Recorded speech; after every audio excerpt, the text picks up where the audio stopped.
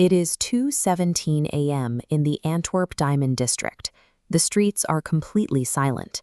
Inside the world's most heavily guarded vaults, the cameras are recording and the motion sensors are active. When you look at this diagram of the vault's design, it looks impenetrable. You have fingerprint scanners at the entrance, thermal and motion detectors covering the floor, and massive steel doors sealing the perimeter.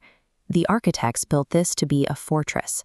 Yet over a single weekend, thieves bypassed every single one of those layers.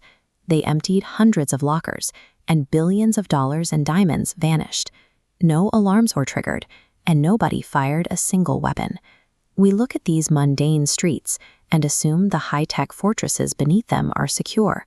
We pour millions into digital tracking and physical armor. But history shows us that even the most heavily funded systems routinely lose massive fortunes overnight. The criminals behind these massive extractions don't win by using brute force against thick steel. They win by analyzing a system for years, waiting patiently, and exploiting specific vulnerabilities that exist in almost every security network. In the case of the Antwerp diamond heist, the thieves never actually hacked the physical technology.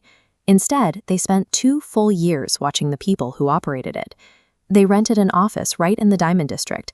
They built up fake identities, walked the same halls every day, and quietly mapped out the exact daily routines and blind spots of the security staff. Subverting a system from the outside is a tactic with a long history. In 1963, a crew in England set their sights on a moving train loaded with millions of pounds in cash. Looking at these massive Royal Mail cars, they knew a head-on physical assault would fail. So they didn't fight the armed guards on board. They simply manipulated the railway's signaling system. By changing a green light to red, they forced the driver to halt the train right at the bridge, delivering the vault directly to them. When a criminal understands the strict, predictable rules governing a piece of technology, that automated system stops being a shield and becomes a tool they can use to their advantage. But what if the vulnerability isn't a digital system or a transit schedule? Think about a massive, stationary bank vault. If the front door is truly impenetrable, an attacker has to redefine the physical perimeter. In 2005, a group set up a legitimate-looking landscaping company right in the middle of the dense city of Fortaleza, Brazil. For months, neighbors watched them sell grass and plants, completely unaware of what was happening beneath the surface. This cross-section shows the reality of their operation. They dug an 80-meter subterranean tunnel straight to the bank vault. They lined it with timber supports, installed full lighting, and even pumped in air conditioning, bypassing every surface-level alarm. They breached the vault floor over a weekend, extracted tens of millions of dollars in cash, and disappeared in absolute silence. The bank staff only realized what had happened when they opened the door on Monday morning and found a gaping hole. Absolute physical barriers rely on an assumption.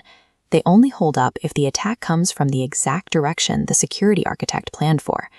Even if a facility secures every angle and locks down the technology, there is one final layer that fails consistently: the human being paid to enforce the rules.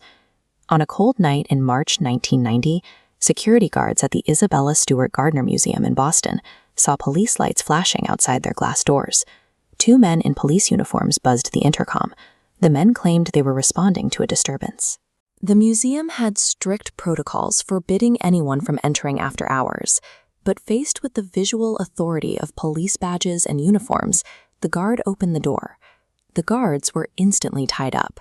For the next 81 minutes, the thieves roamed freely, cutting priceless masterpieces from their frames.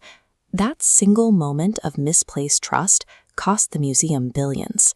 A fake badge works on a small scale, but state authority can be manipulated to drain entire national reserves. Look at the Central Bank of Iraq in 2003, an institution holding the wealth of an entire country. Hours before a looming invasion, individuals tied to the regime approached the bank with a handwritten note. Exploiting the extreme chaos and the absolute power of the ruling authority, they loaded roughly $1 billion into trucks and drove straight out the front gate. Whether a criminal is faking a local police badge or leveraging the breakdown of a nation-state, manipulating human obedience will bypass every lock, camera, and sensor ever built. Decades have passed since many of these breaches. Despite massive FBI investigations, high-tech forensics, and international manhunts, the vast majority of this stolen wealth and art remains missing today. These events leave a permanent dent in public confidence. They prove that no matter how complex the defense gets, as long as immense value is locked away, human ingenuity will find a way to extract it. A system is only impenetrable until someone with enough patience decides to take it apart. Which of these methods do you think required the most genius? Let me know down in the comments, and subscribe for more deep dives into history's most precise operations.